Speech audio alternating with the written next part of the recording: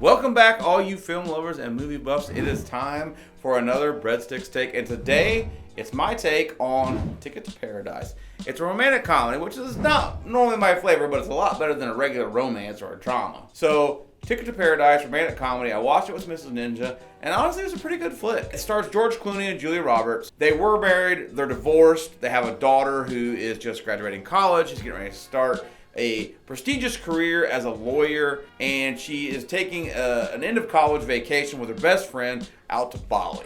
They go out to Bali, she meets a dude, he's a seaweed farmer, they fall in love, and she decides she's going to marry this dude and stay in Bali. So she's going from being a high-powered attorney to a seaweed farmer's wife in Bali. Obviously her parents are concerned, so George Clooney and Julia Roberts team up to go over to talk some sense into her, sabotage the wedding, and bring her back so she can start her life as a lawyer. But along the way, they fall in love, rediscover their connection. They grow to appreciate their daughter's ability to love and change tactics, change her life on the spur of a moment. And it's just a heartfelt romantic comedy. And it follows that formula of a heartfelt romantic comedy. So if you're down with those, this is going to be a movie you want to check out. If you're not down with those, it's not a movie you want to check out. So, what do I like about it, okay? First off, George Clooney, Julia Roberts, they're two huge stars that have done a ton of stuff, and they did a great job on camera. Not that they had any kind of special chemistry. You know, sometimes you have a couple on set, and they just have chemistry. It just vibes, and you can feel it through the camera. And it wasn't there, it wasn't that great, but they're both such good actors. They really delivered top-notch performances. You're not going to be disappointed with that. So they sabotage their daughter's wedding like we talked about. What did I like about the movie? I liked George Clooney. I liked Julia Roberts. I liked the supporting actors. Obviously, when you have two big names like George Clooney and Julia Roberts, it kind of overshadows some of the other actors. But I thought everybody did a great job. I thought it was great writing. It was definitely predictable. It was definitely along those romantic comedy lines. Not that that's always a bad thing, but you kind of saw where it was going and where it was coming from. So you kind of knew what was going to happen at the outset of the movie. Now, what did I not like about the movie?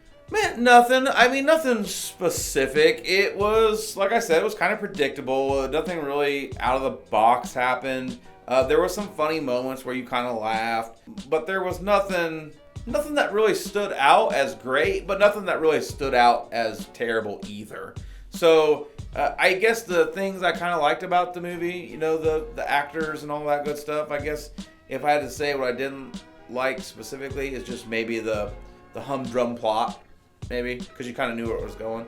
But I thought everything else was good. It was a fun story. The supporting actors were good. Our two main actors were huge. So if I was going to give it a Breadsticks rating, I hesitate to give it a 3 because it's not really my flavor. It was just kind of, you know, Mrs. Ninja wanted to watch it. It was on. It was new. I'm a movie lover. I watched it. I kind of hesitate to give it a 3 because I don't know if it was there. But I don't know if I can really give it a 2 because as far as romantic comedies go, it was a decent one. Certainly not one of my favorites. There could have been more humor in it. So I think I'm going to give it kind of 2 ratings. And I know that seems unfair, but it's my show, so I can do whatever I want to do. So that's what I'm going to do. I'm going to give it on a total movie scale. I'm going to give it a 3, okay? If you got extra time, check it out. I think you'll enjoy it. If you don't, you're not missing much. It's not a big deal. It's not a must-see or anything. So I think on a total movie scale, I'm going to give it a 3. But I think in the romantic comedy genre, I'm only going to give it a 2.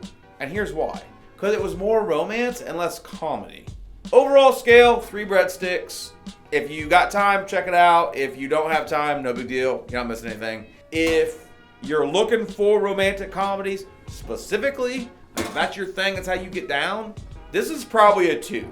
It wasn't my flavor. Like, I think of 50 First Dates, that's a great romantic comedy. It's super funny. I love Adam Sandler. I love Drew Barrymore. To me, that's like a 4 on the romantic comedy scale. This was like a 2 on the romantic comedy scale. So take that as you will. Overall, 3 Breadsticks. That's where it's at. If you pushed me, I would say 3 Breadsticks, smack dab in the middle. Ticket to Paradise. Check it out, or don't. Whatever you feel like. And that has been Breadstick's take on Ticket to Paradise. Look, it's a bird. No, it's a plane. Man, that ain't nobody but Breadstick.